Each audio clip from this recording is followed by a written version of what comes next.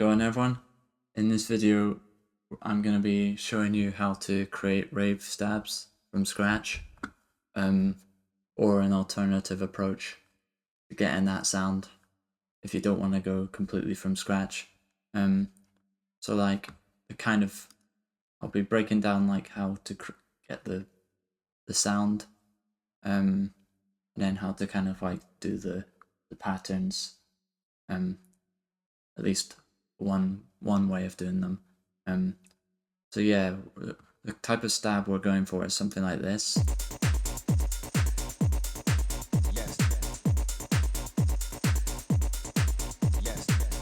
Obviously there's like loads of different stabs, but if you watch the KETTAMA video I mentioned, I'd probably break down a few more of his more specific sounds, as opposed to that tutorial, which was kind of like an overview video. So yeah, I'm going to be looking at like how to make stabs similar style to KETTAMA. So if I mute that, or I'll just solo these. So what I would normally do, I would start off with the chord. So I've chosen a C, and you could, if you had a good knowledge of music theory, draw in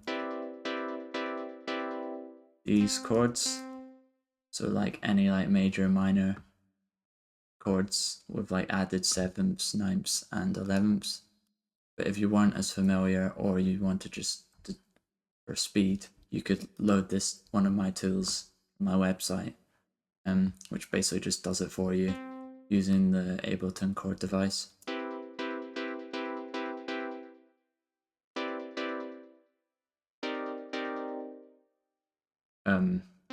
So yeah, if I was to use a minor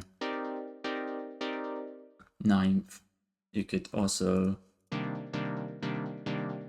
it doesn't sound as good sometimes when it's pitched down. So that's why I'd keep it at, I'd kind of keep it at middle C to begin with, or like in the middle octave, because a lot of the transposition,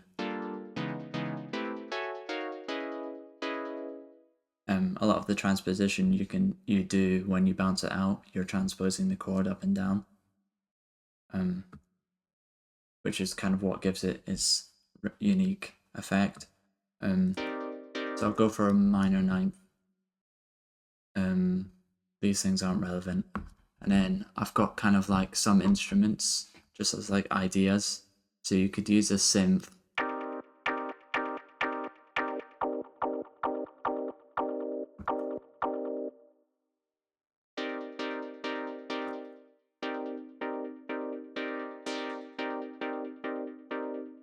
So like your freedom with the type of sound you go for is kind of really open. Like anything from like pianos, and you can have like percussion stabs, but voice stabs, synth stabs, pad stabs, like anything. So like this is kind of, so like one thing you should probably know is the sustain and decay.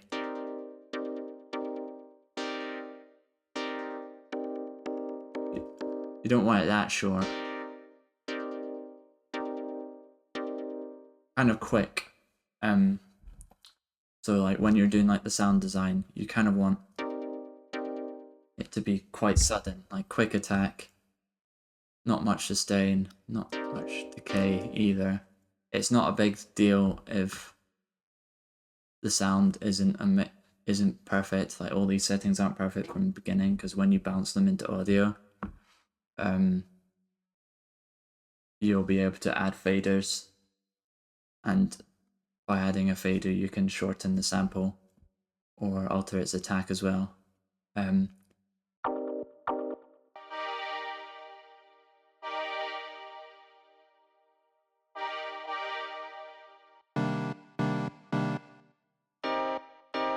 So yeah, these are some synths.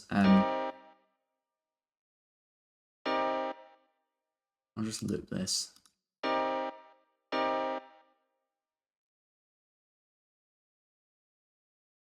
some reason it's not looped. What a nightmare.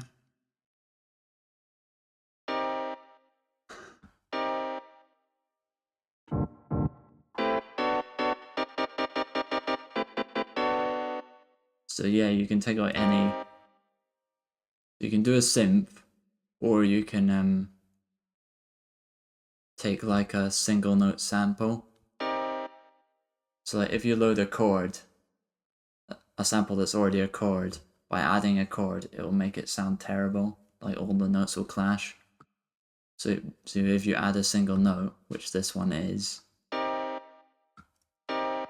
and sometimes sometimes you'll be able to tell because it will say the name of the note. Other times you'll just have to listen. And then you can load any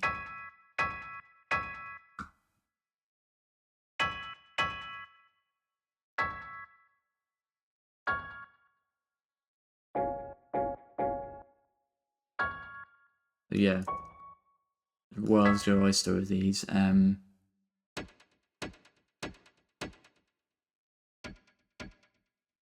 That's like a perk, which is interesting. And then this is a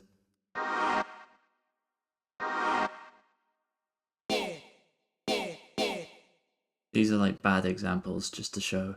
This is already a chord because it's got like a minor at the end. You can just hear how terrible it sounds.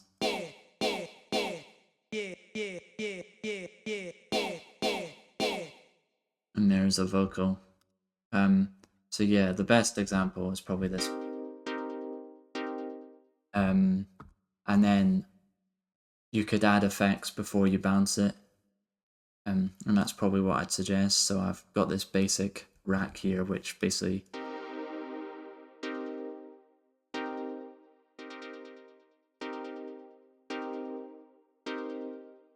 some reverb, delay, compression. Can't remember what that is. I think that's transient.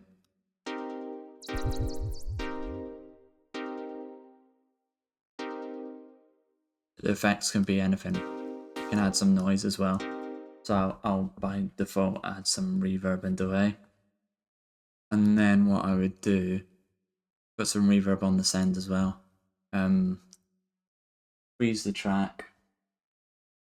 And then you'd hold, on the MIDI pattern, you would hold Alt and drag it down. And then that's what I've done there. I'll just unfreeze that. And at this point,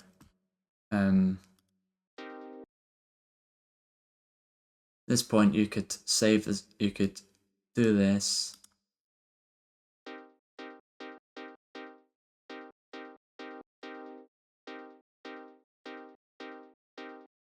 Basically, like I was mentioning about the ADSR settings, shorten the sample. The more short, the more stabby. But you don't want it too short. And the more of the tail you include, the more like reverb and stuff that you include from before. So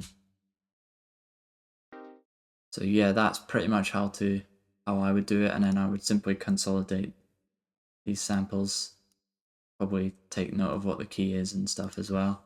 Something I should have probably mentioned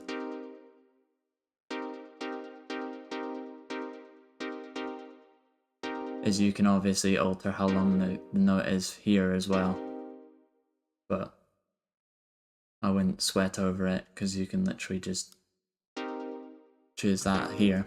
So that's kind of like part one.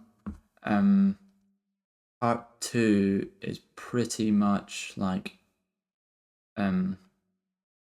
if you're feeling lazy, you don't really wanna create these stabs. Perhaps you already have access to these sounds and you don't really want to make them from scratch. So this is like how to find how to find these samples.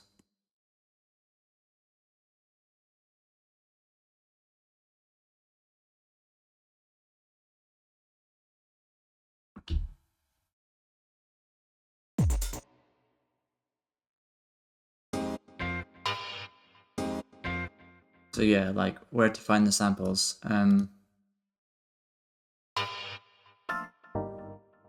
Pretty much like kind of like two places. If you don't want to make them from scratch, you're pretty much looking for chord samples, chord/stabs, the terms are used interchangeably. And you can either sample them, so like I did with these. Like occasionally I go through old records and it's like take the stab and like tidy them up. And they all have like the effects from the track as well, which can have some nice results. Literally, like you could sample anything, or you could literally just get them from packs. They're quite mixed results from packs, so like be wary of that. Like sometimes they're not actually that great. But yeah, like you can get them from a whole range of sample packs, including the Sounds Like KETTAMA one I did, and I've done a few other ones as well, which are purely just stabs.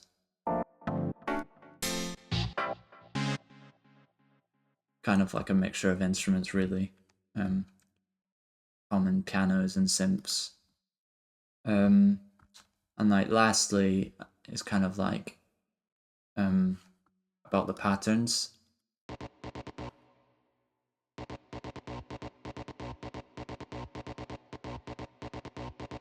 So I've used this sample.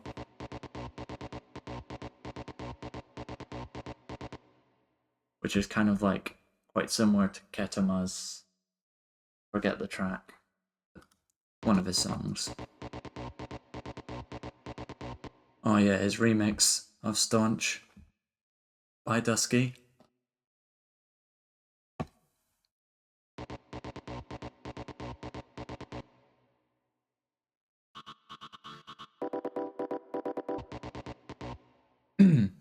Excuse me. So what I'd probably do, like there's not really like a go-to pattern, but I'd probably just do like a mixture of long and short notes.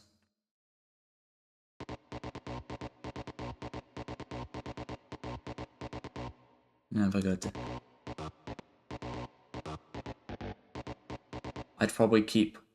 I'd keep the notes of the pattern minimal, like maybe like,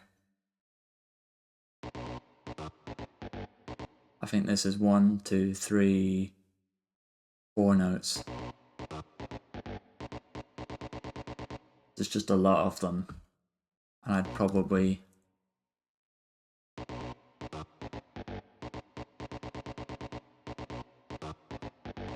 what did I do for this one?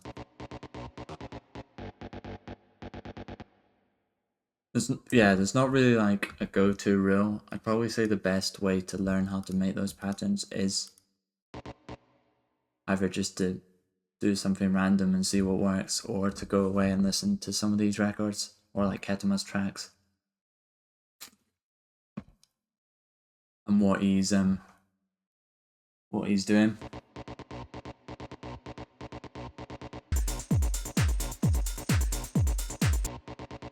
But I find like the repetitive note works really well with this kind of sound. So yeah, and like just to kind of build on the sound design, once you had like a few of these stabs, you could even like combine them.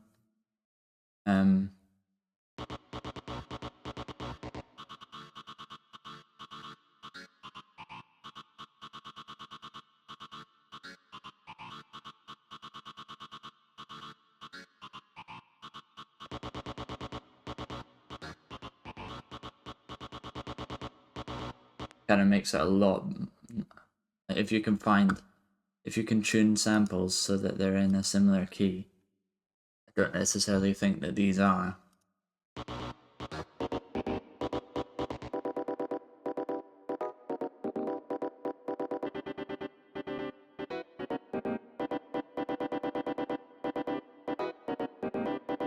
They're not in the same key, but they're like a third apart.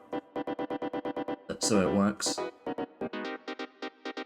And like that's the stab that I bounced out, I believe. Just to show you like what you would do. You would drop this into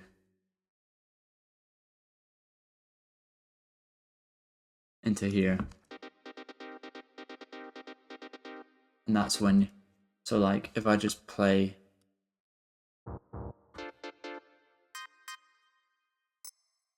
hang on.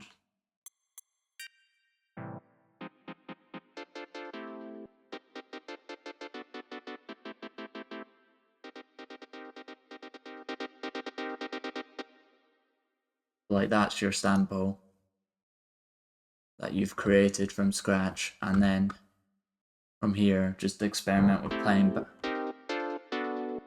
back that sample at different pitches, because that's what gives it its sound. You basically created the chord, you bounced it out, and now you're pitching this chord back at different you're playing this chord at different pitches essentially. And then from here you could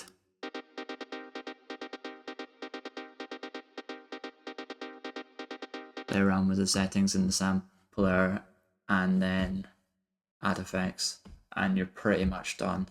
I don't really have much more to say on the whole stabs thing, so that's going to be it for this one. Hope it helped.